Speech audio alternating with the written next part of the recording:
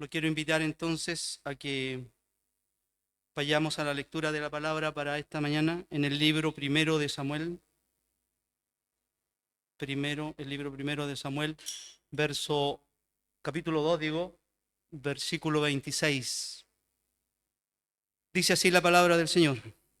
Y el joven Samuel iba creciendo y era acepto delante de Dios y delante de los hombres. Voy a repetir hasta el cansancio siempre que el éxito de esta mañana, de su diligencia, de haber venido a la casa del Señor, va a depender de la atención que le pongamos yo y usted a lo que el Señor quiere conversar con nosotros. Que el Señor nos ayude. Los más entendidos en las Escrituras obviamente saben ya el contexto y se sitúan mentalmente en el momento, en el lugar de la Escritura y de este gran profeta que era Samuel.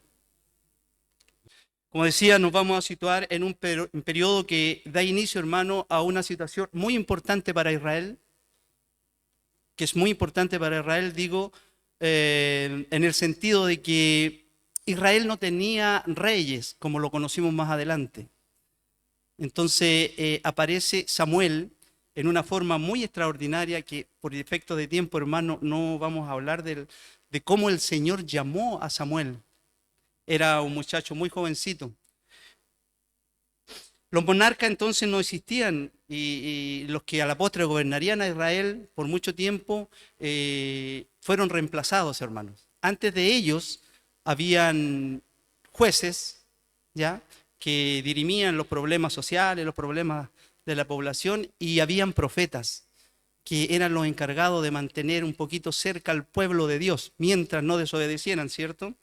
Hasta ese momento el pueblo, como digo, era dirigido por estos jueces y estos profetas. Hermanos, ante la aparente necesidad del pueblo, digo aparente necesidad porque a veces no es lo que nosotros necesitamos. Para nosotros pareciera que lo necesitamos, pero a veces no. Pero el pueblo, más adelante que lo vamos a ver, tiene una solicitud para que políticamente la dirección de la población cambie. Ya no van a ser jueces y ya no van a ser profetas, sino que el pueblo va a querer otro tipo de gobierno. Este Samuel, hermano, que tenía la misión de mantener cerca al pueblo de Dios, fue un gran hombre. Fue reconocido por su lealtad, fue reconocido por la justicia y en la forma en que él ayudaba al pueblo, nunca saliéndose de los estatutos de Dios. Entonces el pueblo vio en Samuel un líder natural, un hombre de Dios, que confiaron plenamente en las diligencias que él hacía para con ellos. El llamamiento de Samuel, como les dije, hermano, comienza en la adolescencia de él. Los padres de Samuel, Elcana y Ana, que muchos saben la historia de Ana, para los más nuevitos es muy necesario, si tienen una Biblia, si no, se la podemos conceder acá, leer. Al principio no vamos a entender, pero esto es más historia, hermano. Aquí, hasta este momento que hemos estado conversando, el Señor no ha aparecido en escena, ¿se ha dado cuenta? Es historia, es recapitular el momento que está, el contexto de ese momento, mejor dicho.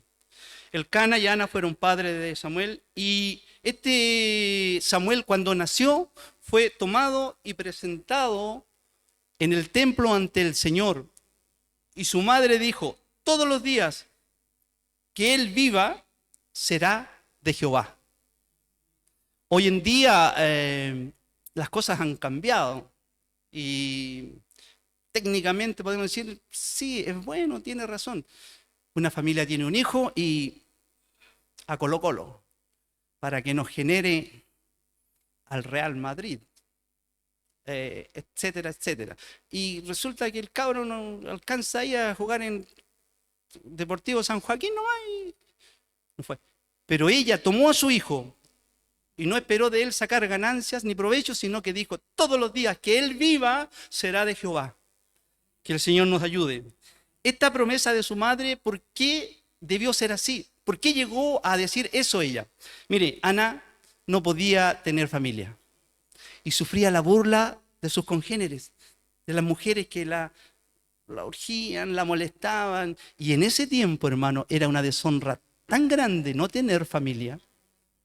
Y ella entró al templo delante del sumo sacerdote llamado Elí y clamó al Señor. El sacerdote quería echarla para afuera y decirle, y le dijo, digiere tu vino en otro lado. No aquí, no Señor, le dijo. Yo no estoy ebria, no estoy borracha. Yo he derramado mi alma ante el Señor. Y la petición de ella era que el Señor le concediera un hijo. No solo le concedió a Samuel, después le concedió a muchos hijos más, o a varios hijos más. Hermanos, pero este primer hijo fue dedicado como ofrenda al Señor, y este Samuel se crió a los pies de Elí, al servicio del templo del Señor, iba creciendo en sabiduría, en gracia y también en fortaleza. Hermanos, con propiedad, como decía adelante, Samuel puede catalogarse como uno de los más importantes profetas del Antiguo Testamento. Un gran varón de Dios, su historia es preciosa, hermano. La gente que le rodeó no fue de la mejor. Y esa es la gran gracia de este Samuel. Porque cuando nos rodea un buen equipo, vamos seguro a ganar, ¿cierto? Eso está más que claro. Y las apuestas son de 100-1. Ganamos. 100-1. ¿Quién nos va a ganar?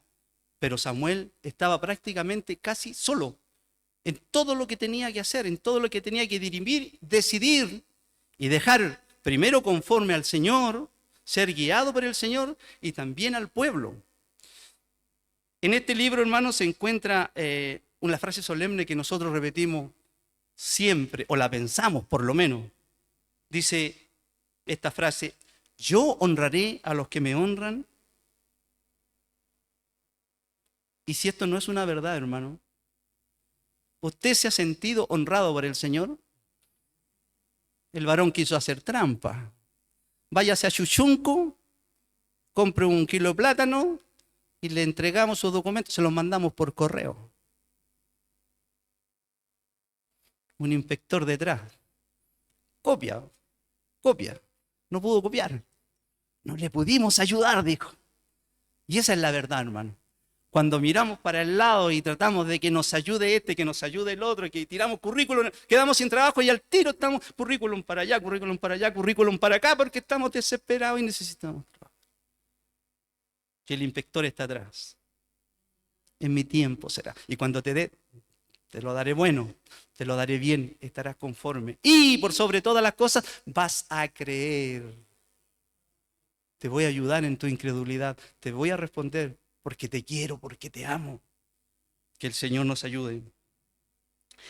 En este periodo de la historia, hermano, y como solía ocurrir, Israel está bajo una opresión terrible de los filisteos. Los filisteos lo hacen trizas, hermano. Y allí están ellos con sus jueces, con sus profetas, y no hayan qué hacer. Matan en una oportunidad a miles de judíos, a miles de israelitas, y lo que es peor para ellos, le tocan su fe. Le tocan la fibra íntima, sacan el arca del pacto de Dios del templo y se la roban y se la llevan. Elí, que ya era un anciano, ya estaba prácticamente un poco retirado de los servicios del templo, le llevan la noticia. Al recibir la noticia, Elí dice que se espanta de tal manera, hace unos movimientos bruscos por su poco movimiento físico impedido de hacer, de correr, de caminar, de esto. Quiso desesperarse, se cayó, se le fue la silla hacia atrás, se desnucó y el sacerdote Elí murió. Pero hermano, esto está ligado de la sentencia de Dios para con estos personajes.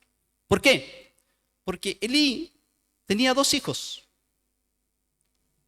que me da vergüenza, un poco de asco espiritual, siquiera nombrarlos. ¿Cómo se llamaban, hermano Fernando? Yo lo aprendí de usted. Ofni y Fines. Asquerosos muchachos, que mientras su padre hacía ofrendas dentro del templo al Jehová de los cielos, ellos tomaban a las mujeres en las dependencias del templo y hacían todo tipo de aberraciones. Mire, del Señor podemos decir cualquier cosa. Del Señor podemos tener cualquier opinión. Podemos atribuir las circunstancias que nos pasan o que pasan a nuestro alrededor a la casualidad.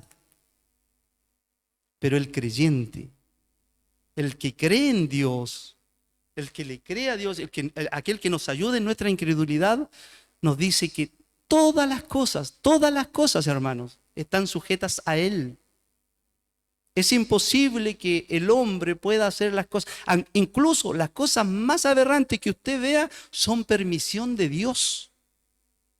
Que el Señor nos ayude, porque así tiene que ser. Para que la gente, para que el pueblo, para que el hermano, para que el cristiano se dé cuenta de que con nuestra fuerza no podemos llegar a ninguna parte. Que si no es por su misericordia y por su gracia, no existimos, hermano. Simplemente no existimos. ¿Vamos a estar vivos? Sí, vamos a estar vivos. Pero no existimos. En el fondo, vamos a estar muertos. Hermanos, hace un par de semanas por ahí hubo un acontecimiento, y no quiero colgarme de la popularidad ni ser alaraco en esto, pero hace un par de semanas por ahí en una premiación alguien dijo que Dios ya no sacaba puntos y lo evaluaron. Y para risotada de toda la audiencia, Dios sacó 0 puntos de popularidad. Con Dios no se juega. Dios existe y Dios es real. Así como usted respira, Dios es real, hermano. Puede no creerlo, puede no esperarlo, puede no desearlo, porque nuestra carne se opone, eso es verdad. Pero existe y es real. Y ay, que les costó caro, hermanos. Dijo, esto está en llamas, dijo la que estaba presidiendo esa ceremonia. Al otro día estaba en llamas. Creo que todavía quedan algunos focos de incendio en Estados Unidos. ¿Cuántos puntos sacó Dios ahí? 0, no importa. No importa. Me mataron a mi hijo. Me mataron a Jesús. Me mataron a mí. ¿Usted cree que Dios murió? En un momento, Él no fue. Que el Señor nos ayude. Que el Señor nos guarde. La humanidad en ese momento quedó por unos segundos sin Dios. Qué terrible, hermano. Que el Señor nos ayude. Y como simbolismo dice que la tierra se cubrió de tinieblas. Al momento de que el Hijo de Dios expiró, la tierra se cubrió de tinieblas. Y hoy la tierra está cubierta de tinieblas. Ay, es que yo no puedo ser bueno, es que yo no puedo ser porque pienso cosas malas. No importa, hermano. Es que yo hago cosas que no corresponden. No importa, hermano. Es justamente, como siempre digo, el candidato perfecto para estar aquí a los pies del Señor pidiendo misericordia, pidiendo perdón. El que no tiene necesidad de perdón, el que no tiene necesidad de misericordia, no está en este lugar. Y no me refiero a los hermanos que están ausentes ahora, me refiero al global, en general, el tiempo. Este sacerdote cayó en tierra, como decía, se desnuca y muere. Pero hermanos, no solamente él murió. Dios estaba tan desagradado de la situación de que las ofrendas se habían corrompido, de que las ofrendas se habían manchado, de que los holocaustos no llegaban con un olor fragante hacia su presencia, que también, yo creo que primeramente debería haber sido, pero Dios sabe cómo lo hace, estos 2 hijos también mueren. En esa incursión que hicieron donde se robaron el arca, los filisteos matando y llevándose muchas cosas del templo, hermano. Robando, haciendo un saqueo grande a la casa del Señor. La casa del Señor es la casa del Señor. Un clavo de la casa del Señor no me pertenece. Que el Señor nos ayude. Era evidente, hermano, a esta altura que la gente atemorizada, complicada, se acercaba más a Samuel. ¿Qué hacemos, Samuel? Porque Samuel era como, a ver, alguien cercano acá que lo van a ubicar todo y me van a entender. Samuel en ese tiempo era como el hermano Lago. ¿Ya? Hermano Lorenzo, ¿me escucha el hermano Lorenzo, no? Voy a tener que aprender en el lenguaje de señas, parece. El hermano Lago sería, porque yo quiero hablar mal del hermano Lago y yo creo que entre todos me pegan, ¿cierto? Una eminencia, un varón respetado, un varón creíble, un varón querido. Más o menos un paralelo como para que entendamos cómo era Samuel. Samuel, ¿qué hacemos ahora? Bueno, el pueblo tratando de ayudar a Samuel, y a veces nosotros queremos ayudar a Dios también, dándole algunos tips al Señor. Señor, ¿por qué no haces esto? ¿Por qué? ¿Y si lo hacemos acá? ¿Y si lo hacemos allá? Hermanos, y el pueblo le hace una petición a Samuel. Por la moda de ese tiempo, pero al fin y al cabo le hace una petición. Queremos, Samuel, tener un rey. No queremos más profetas, y si están los profetas bien, pero no queremos más jueces. Queremos un rey. ¿Cómo? Como las otras naciones. Así Israel quiere tener un rey ahora. Samuel le consulta a Dios, Dios le dice, no me agrada. A mí tampoco, le dice Samuel. Dile al pueblo que un rey lo va a subyugar. Dile al pueblo que un rey les va a sacar, en otras palabras, obviamente, palabras celestiales, le va a sacar impuestos. Dile al pueblo que le va a quitar sus mujeres. Dile al pueblo que va a hacer mal uso de sus familias, que ya no serán dueños porque el rey se llevará gran parte de lo que es suyo. Samuel se los dice, ellos insisten, Señor, ellos insisten. Mire, esto es parecido a nuestros tiempos, solo que ahora no hay un rey. Si hay uno por ahí por allá, no es muy tomado en cuenta y no decide él, es más simbólico. Pero hoy en día no tenemos rey, pero tenemos gobiernos, ¿cierto? Ahora se llaman presidentes. Y nos enojamos porque nuestro impuesto decimos, hacen esto, esto otro, y esto otro, y este otro. Pero, hermano, la gente es así. Y vamos a votar el día domingo y el día lunes ya estamos arrepentidos de haber votado por la persona. Ya la semana siguiente ya no queremos ni una cosa. Que el Señor nos ayude, hermano, que el Señor nos guarde. Pidió rey. Mire, la iglesia, a veces Dios nos concede. Mire, Dios no estaba de acuerdo. Podría no haber sido, simplemente. No es y no es, no quiero. No, que sigan así. Que sigan con jueces y que sigan con profetas. Pero Dios permitió. A veces, por nuestra insistencia, por nuestra decisión, por nuestra voluntad, por nuestra pasión, por nuestro deseo, hermano, Dios concede. Ya, ok. Señor, yo quiero estudiar, yo quiero estudiar esta otra profesión, yo quiero estudiar, papá, sí, tío, abuelito, sí, me quiero cambiar de carrera a los 4 años, dependiendo, porque no, es que siento que aquí, siento que aquí, que siento que allá. Que el Señor nos ayude. Sé, hermano, que dentro de la casa del Señor, el Señor ha educado las mentes de nuestros jóvenes para que ellos al momento de tomar una decisión consulten. No le digan queremos un rey. No le digan al Señor lo que ya tiene que hacer Él, lo que tiene que decidir Él, porque Él ya dio la vuelta, porque el Señor nos conoce. Ya lo veremos. Hermanos, a veces nos equivocamos, obviamente, en la petición. Como digo, está mal hecha, está mal diseñada, está mal estructurada, está mal argumentada delante del Señor, pero la queremos. ¿Ya? Yo no quería ser un deportista de alto rendimiento, no. Yo hubiese querido ser futbolista. Mi mamá Cuando tenía 12 años me botó mis zapatos tigre porque me iban a quebrar los pies. Yo sé que estaría en el Real Madrid, hermano. Yo sé que estaría ahí, pasando pelota por último. Entonces, hermano, ¿cómo somos más asertivos? ¿Cómo hacer que el Señor o yo esté de acuerdo con el Señor o el Señor conmigo?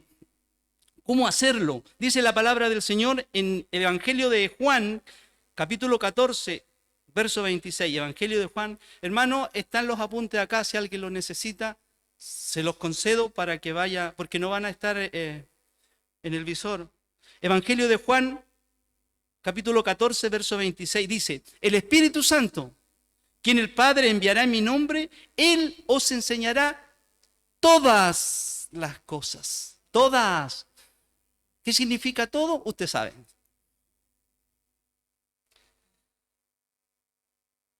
Pareciera que nos fuimos para otro lado con Samuel, ¿cierto? Pero no. El pueblo de Israel había pedido un rey. Y al final de esta conversación o al final de esta decisión, Dios le dice a Samuel: ponles un rey. Ponles un rey. Me imagino a Samuel ahí, cuando a veces nos mandan y nosotros sabemos que no va a resultar.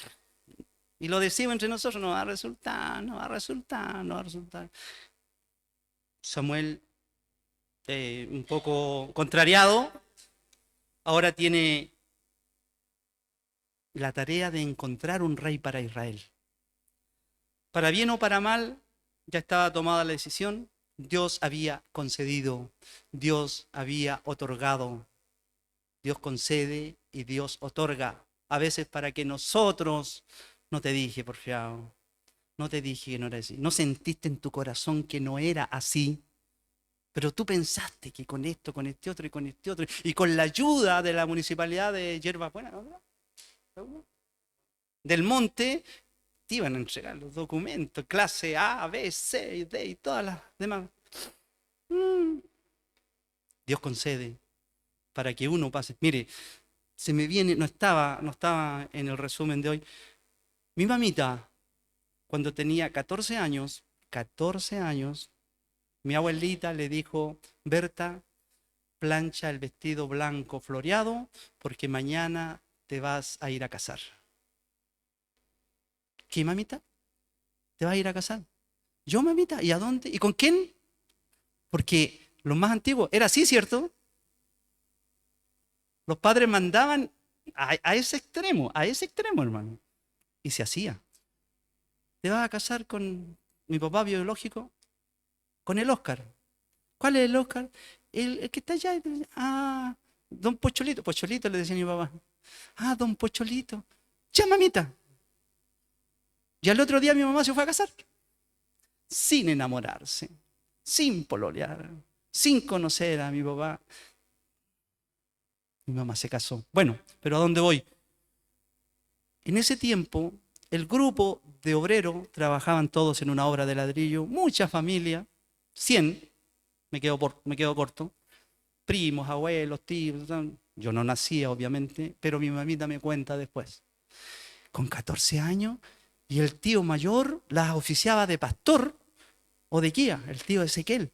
Y él predicaba el Evangelio y predicaba el Evangelio. Y nos enseñó que los alimentos había que ungirlos y pedirle la bendición al Señor para que no nos hicieran mal, no nos hicieran daño y no nos enfermaran. Yo tenía 14 años, nunca había escuchado del Evangelio, me decía ella. Nunca de Jesús, nunca de nada. Y yo iba a los cultos que se hacían en una chocita por ahí. Y un día, haciendo las pantrucas, todos conocen las pantrucas, ¿cierto?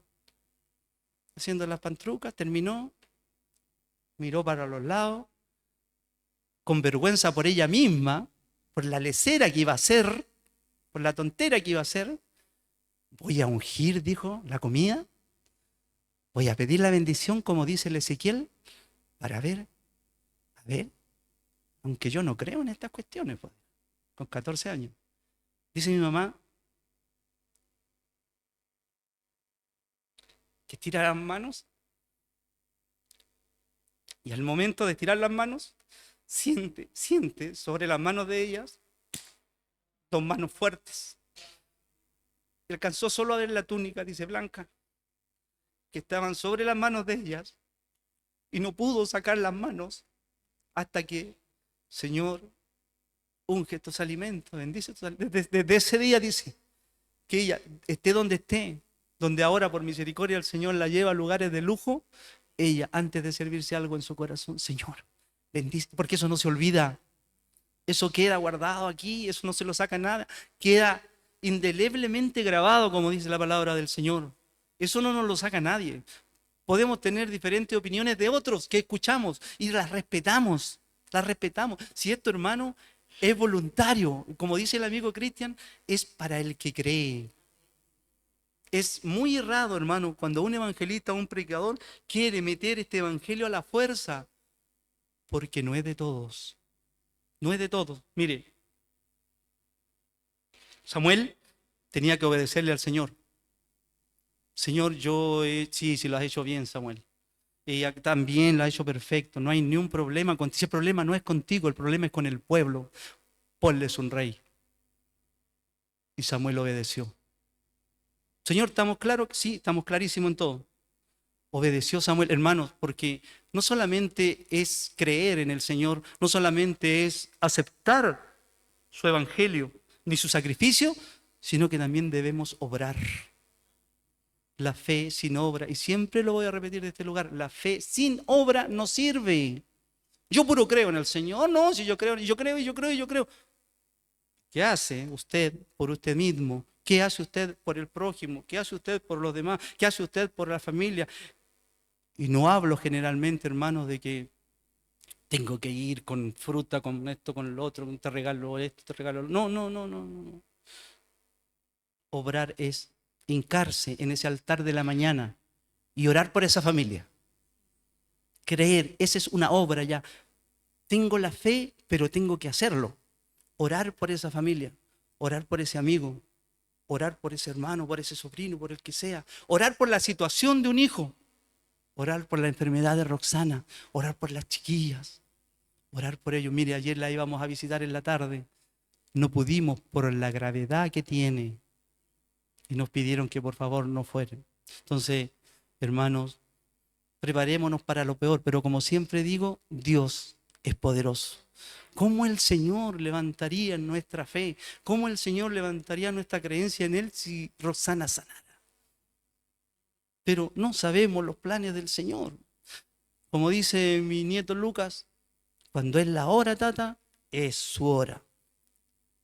Que el Señor nos ayude, que el Señor nos guarde a nosotros. Samuel ahora, como decía, debe darse a la tarea de buscarles un rey a Israel. ¿Qué va a pasar con ellos? Bueno, él conocía la población. Samuel interactuaba con todas las tribus de Israel en ese tiempo y se fijó en un varón de la tribu de Benjamín, cuyo padre se llamaba Cis, y el varón este se llamaba Esaú. Esaú era, yo pensé decirles esto, se los voy a decir igual. Míreme a mí y es como ver a Esaú. ¿Por qué? Dice que era de hermoso parecer. Sobresalía de los hombros hacia arriba en estatura para con el resto del pueblo. Por ahí va, ¿cierto? Musculoso, atlético, muy inteligente. Bueno, en el fondo le dije que se fijara en mí porque es todo lo contrario a mí, este Saúl. Pero en ese tiempo se veía mucho la parte física de las personas, ¿ya? A los gigantes, se les tenía un miedo. Este Saúl sobresalía en ese estado, en ese parecer físico, y después de algunas conversaciones, Samuel con Saúl, y estas conversaciones, estas situaciones que se dan, hermanos, oiga, si usted se aburre, o si usted suelta el celular un ratito, mejor dicho, aunque al bajar me peguen todos, y lee estos pasajes, por ejemplo, el primer libro de Samuel, es la mejor comedia, es el mejor show. La oración de Ana, hermano. Si usted dice, no sé orar, busque la oración de Ana y con los ojos abiertos. Sí, se nos ha enseñado, sí, por ética, que hay que cerrar los ojos, pero El salmista, ¿cómo oró al Señor y dijo? Alzaré mis ojos hacia los montes. Estaba orando. ¿De dónde vendrá mi socorro? No estaba así. No, estaba así. Mi socorro viene de parte de Jehová, el que hizo estos cielos, mirando, siempre mirando. Mire, tome el libro Primera de Samuel, busque la oración de Ana, léala y entréguela al Señor como una oración. Oiga, es lo más precioso que hay en literatura. Que el Señor nos ayude y el Señor nos guarde. Bueno, para ir acortando, hermano, Samuel hace contacto con Saúl. Él le dice, prepárate, Saúl, porque Dios te va a ungir y te ha escogido para ser el primer rey de Israel. No era poca cosa, era el primer rey de Israel y Samuel tenía ese gran privilegio de quedar en la historia como quedó. No por los reyes, hermanos, sino por él, por su testimonio. Y lo más importante, Saúl, después de algún tiempo y después que tú hayas hecho algunas cosas, y esto, hermanos, es el núcleo de la conversación de esta mañana. Saúl, el Espíritu Santo, el Espíritu de Dios vendrá sobre ti y serás mudado. O sea, serás cambiado. Pensarás distinto. Serás otra criatura. Usted puede haber llegado aquí hoy con un pensamiento y puede estar diciendo, oye, ese pantomimo que está hablando allá en el púlpito llamado Julio, ¿qué se cree? ¿Qué se cree? Que con mis estudios, que con mi conocimiento, que con mi profesión, que con mi cartón, él me va a tratar de convencer. No,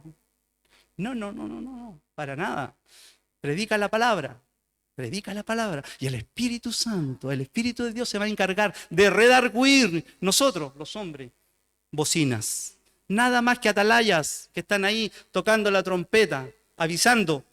Cristo viene, Cristo salva, Cristo sana, Cristo te ama, Cristo murió por ti. Nada más que eso, no somos más que eso. Ningún poder. La honra y la gloria siempre es del Señor. El Espíritu del Señor, después de un tiempo, vino sobre Saúl me confundí mucho mientras preparaba esto con Esaú y dije, no me vaya a equivocar, me equivoqué. Y Saúl fue con el Espíritu de Dios en su vida. Pero, humanamente, este primer rey que tenía ese gran privilegio, hermano, metió las patas. Fue un chambón. Cuando el Señor nos alista en estas filas y los que tomamos el Evangelio en serio, al Señor no le podemos decir, no es así, no le podemos desobedecer. Es un tirano. No es un tirano. Es un dictador. No es un dictador. Pero mire, cuando llegamos al Evangelio, somos esclavos. Ah, ahí sí que le embarraste. Ahí sí que le embarraste. ¿Cómo me va a dar una cadena al cuello? No. No mire esa parte del esclavo. El esclavo, en su esencia, es un ser muy importante. El esclavo del rey sabía todos los secretos del rey. El esclavo del rey sabía todos los secretos del rey. Y el esclavo aconsejaba al rey. Y el esclavo lo hacía mirar otro tipo, porque hay otra opinión, una opinión aquí, una opinión allá, una opinión. Sí, tiene razón, tiene allá. Y eso es lo que se nos dice siempre. Oye, escucha las opiniones de los demás. Puede que el maestro le logre dar la solución al ingeniero. Hermano Omar, ¿cierto? Estaba en charlas. Y si hacemos esto, y si hacemos esto, y si hacemos esto. Mire el caragüito. Que desde Carahue, por eso el apodo, caragüito. Mire el caragüito. Claro que después no pasa nada. Nos quedamos con la pura idea. Pero hermano, es así. El esclavo sabía los secretos del rey. Era una persona importante. Cuando dice, soy esclavo, y uno al tiro se va al campo, o que lo tienen picante. No. Esa era una de las partes de los esclavos, de ese segmento de esclavos, por decirlo así. Pero el esclavo del rey, que es el esclavo de los que nos habla el Señor. Porque si él no es un rey, ¿cierto? Y un esclavo de él, ¿qué seríamos? Esclavos del rey. Y el esclavo del rey entraba a palacio, entraba a la dependencia del rey, comía de la comida del rey, preparaba los alimentos del rey, sabía todo lo que el rey hacía. todo su secreto. Que el Señor nos ayude. Decía que cuando somos alistados en la casa del Señor y contrariamente a lo que hizo este Saúl, tenemos que obedecerle. Este caudillo no acepta explicaciones. Este caudillo no acepta de que, Señor, la mujer que me diste me hizo comer de la manzana y me engañó. No, no, no, este Señor no acepta explicación. Y comúnmente decimos la explicación agrava la falta. Saúl incurrió en un error garrafal. Hombre de guerra, en una de las batallas, Dios le ordenó: Saúl, anda, aniquila al pueblo, desarraiga todo. Raíz y rama, que no quede nada. Saúl obedeció esta primera parte. Fue y lo hizo así. Pero ya se venía de vuelta y cuando llegamos al Evangelio, hermano, así, vamos adelante. ¿Y si me llevo esto? Y muchas veces, muchos años caminamos dentro de la casa del Señor, dentro de los conocimientos del Señor, arrastrando despojos de lo que ya el Señor nos dijo que dejáramos. Y Saúl tomó un botín de lo que quedó. Saúl en el fondo se puso a cachurear. ¿Ya? ¿Por qué? Porque al pueblo le pareció bien que así lo hiciera. Y tomó esto, y tomó lo otro, y tomó lo otro, y tomó lo otro. ¿Qué es eso que estoy escuchando? Hay unos bramidos, unos balidos de algo. Ah, sí, una vaquita, así que... Y esas otras cosas, sí, también unas cositas que... Y no te dije que desarraigaras todo. Mira, a mí, yo estoy, hermanos, parafraseando, a mí no se me desobedece, dice el Señor. Si yo te quiero dar amor, vida, paz y vida eterna, siempre y para siempre te la voy a dar. Y a mí no se me desobedece. Yo no soy hombre para mentir. Entonces viene y le dice, ¿sabes? Por esta acción, el espíritu que leímos en un principio, que se te fue entregado, te será quitado. Y otro ocupará tu lugar. Hermanos, inmediatamente el Señor desarraigó a Saúl y murió Saúl. No. Las cosas siguieron su curso, entre comillas, normal. Porque Saúl siguió gobernando por 40 años, hermanos. Cuando le decía al principio que Dios concede, Dios nos otorga, Dios nos da. Sin el Espíritu de Dios, el hombre también puede existir, pero no estar vivo. Y Saúl siguió gobernando al pueblo de Israel sin el Espíritu de Dios, a capela, como diría un músico. Que el Señor nos ayude.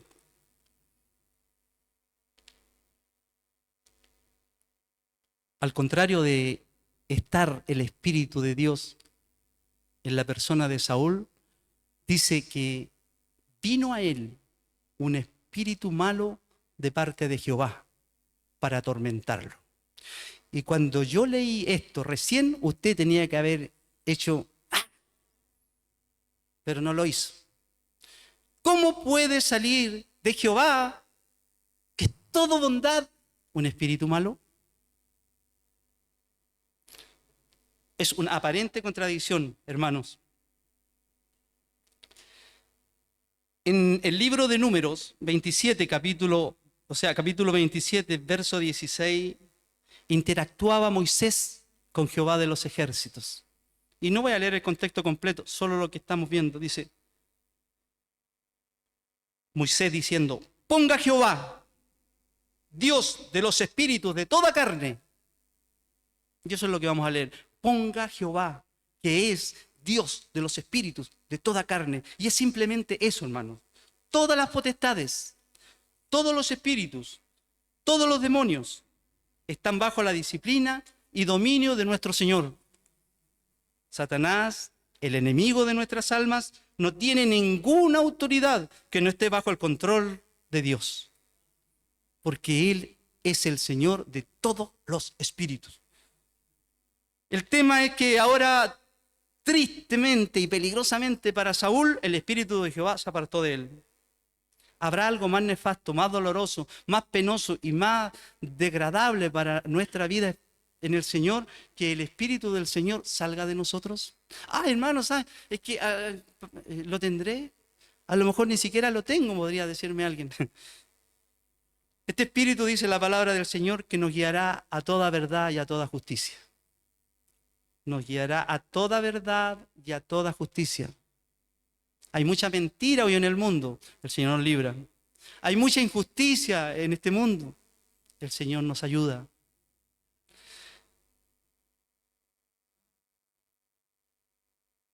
Si usted está acá, si yo estoy acá, hermano, y usted me va a decir, no sé, a lo mejor puede ser que me invitaron, que estoy aquí, que por compromiso, que para que no digan, por eso vengo. No, el Espíritu del Señor hoy día lo tiene usted aquí. No, es que el Espíritu del Señor hoy día lo trajo. ¿Por qué? No me pregunte a mí. Que el Señor nos ayude. Ayúdenos al Señor, hermano, a salvaguardar este Espíritu. Lo ideal es que procuremos retenerlo. Tenerlo siempre a nuestro lado, en nuestra ayuda. Él nos va a guiar, hermano. ¿Cómo podemos andar en la noche los que manejamos? ¿Cómo podemos andar si no fuese por las rayitas blancas que hay en el camino, cierto? A veces hay tramos en la carretera que no hay iluminación, no hay postación, no hay luces. Solamente las rayitas blancas que van en el camino. Yo salí una vez con el pastor Carlos Vega. ¿Se acuerdan, cierto? En el auto de Moisés Vega. El Taunus. ¿Se acuerda, Bruno? No había nacido, parece. El Taunus. Hay una foto chiquito que está arriba del Taunus. Y con documentos, sí, bien sacado. Primera vez que salía hacia afuera. Y hermano, y no existían las rayas blancas en el pavimento. Y pude manejar bien hasta que se me acabó la zarzamora. La zarzamora era mi guía. Yo miraba la zarzamora y al ladito acá me iba yo. Porque no habían rayas en el cemento. Sin un guía, sin una guía, hermano, es difícil, es complicado, es peligroso. Vamos, yo venía muy temeroso porque era todo oscuro. El Taunus tenía 6 volts, 6 volts. Linternita de esta chiquitita, nada. Entonces, hermano, no alumbraba el camino. No habían rayas blancas fosforescentes, reflectantes. Estaba la zarzamora y ya después, bueno, estoy acá, me salvé, nos salvamos. Hermanos, que el Señor nos ayude. El Espíritu Santo del Señor nos guía a toda verdad y a toda justicia. Una de las señales, hermanos, como decía, es que el Señor nos ha traído hoy. Y la razón más poderosa, hermano, que el Señor al hacerlo venir acá es porque ha tenido misericordia de cada uno de nosotros. Porque Él lo dice claramente en su palabra, yo tendré misericordia del que yo quiera tener misericordia. La ha tenido de usted y la ha tenido de mí. Todo aquel que quiera, dice la palabra del Señor. Pero a veces, hermanos, nos encontramos con la triste decisión de que no todos quieren venir a las plantas del Señor. Que el Señor nos ayude. Entonces, este privilegio, hermano, es para nosotros. Gracias al Señor por eso. ¿Por qué el Señor entonces ha tenido misericordia de mí y no está otra persona en este lugar? Simplemente. ¿Cuál es el privilegio grande de que usted esté aquí en este lugar, de que usted esté aquí en este planeta, de que usted esté aquí vivo? ¿Cuál era la oportunidad que yo tenía de nacer? Matemáticamente era de 40 millones. 40 millones a 1. De entre 40 millones yo fui escogido para nacer y vivir este sistema de ahora. Hermano, en esa fecundación el Señor tuvo misericordia ya de nosotros. Todos los días, cuando ponemos un pie en tierra después de levantarnos, estamos vivos. Y repito, lo he dicho muchas veces desde acá, Dios nos da la oportunidad, un día más, de ser sus hijos. Y confía en nosotros para que lo podamos hacer bien. El Señor ya nos había predestinado, hermano. No, es que casualidad que yo nací. Por eso, hermano, Dios se encarga tan enfáticamente de decir que el aborto con Él no va, porque Él predestinó mucha gente que el humano les ha cortado el cuello y no han nacido. Hermanos, y de todo eso tendrán que dar cuenta. Que el Señor nos ayude y tenga misericordia de nosotros. Hermanos, a veces el Señor pone en nosotros diferentes virtudes que a veces ni siquiera las sabemos, que a veces ni siquiera hemos intentado o no hemos dado cuenta que las tenemos.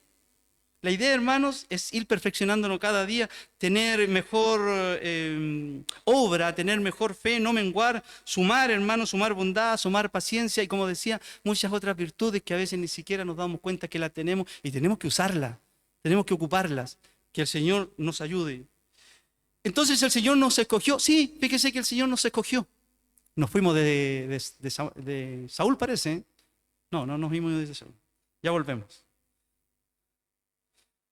Nos conocía el Señor de antes para escogernos. Jeremías, capítulo 1, verso 5. Antes que te formase, ojo con la lectura de esto, gramaticalmente. Yo sé que ya los tengo aburridos, no importa. Jeremías, capítulo 1, verso 5. Mire lo gramatical, mírelo. Antes que te formase, en el vientre te conocí, y antes que nacieses, te santifiqué. ¿Se dio cuenta alguien? Antes que te formase, yo, Jehová, antes que yo te formase a ti, y antes que tú nacieses, te santifiqué. Jehová nos formó. Jehová nos formó. No un espermatozoide, el óvulo, la pelea, bla, bla, bla. Jehová nos formó. ¿Cuándo nos formó? Ahí. Antes. Efesios 1, capítulo 1, verso 4. Según, dice, nos escogió en él desde antes de la fundación del mundo. Desde antes, ¿de cuánto? De ayer nomás. Desde antes de la fundación del mundo. Y este Espíritu de Dios ya estaba. Génesis 1, ¿cierto? Y la tierra estaba desordenada y vacía. Y el Espíritu de Dios se movía sobre la faz de las aguas. Que el Señor nos ayude. Volvamos con Samuel y la mención encomendada por Dios. Lamentablemente, como decíamos, este rey que gobernó por 42 años después, no tuvo buen término. Otro ocuparía su lugar. ¿Quién? Un muchachito, pastor de ovejas, que a la edad de 15 años Dios lo reservó y fue hasta allá, hasta su corral, y lo ungió rey de Israel a los 15 años. Pero no ejerció hasta tener 30 años. La historia es para hablar 5, 10, 20, 100 días, hermano, da mucho. Yo dije, voy a hablar de David, y voy a hablar de Jonathan, y voy a hablar... No alcanzo, ya llevo 2 horas acá y todavía no. Hermano, este muchachito llamado David estaba pastoreando, Dios lo ungió, Dios lo escogió, no por su apariencia esta vez, porque Saúl fue escogido por apariencia. ¿Ah? Él no era un muchachito, pero este muchachito peleaba con leones, peleaba con lobos, defendía sus ovejas, hermanos, y llegó a ser rey de Israel. Como digo, ya habrá tiempo para hablar de esta etapa de Israel, porque David llegó a ser fue el segundo rey de Israel, hermano, del reinado de David, con más desaciertos que aciertos, pero al fin y al cabo un reinado espectacular de David, hermano. Vamos a hablar de él, de este reino y del comportamiento de David, que a muchos los desencaja, pero hermano está tan ligado a los designios de Dios, y que el Señor nos ayude. Bueno, esta ha sido la palabra del Señor. Que el Señor nos ayude, hermano, que el Señor nos guarde, y recuerde, el Espíritu del Señor nos guiará a toda verdad todos los días de nuestra vida y a toda justicia. Él está en usted, Él está en mí, Él está en nosotros. El Espíritu del Señor, el que nos da vida, el que nos da ánimo, el que nos da deseo de estar en su casa de oración, el de escuchar y cantar himnos y alabanza, es simplemente ese Espíritu de Dios que está en nosotros, el Espíritu que nos hace amar, que nos hace querer, que nos hace ser benevolentes, eso viene de parte de Dios. Que el Señor nos ayude. Póngase de pie, por favor.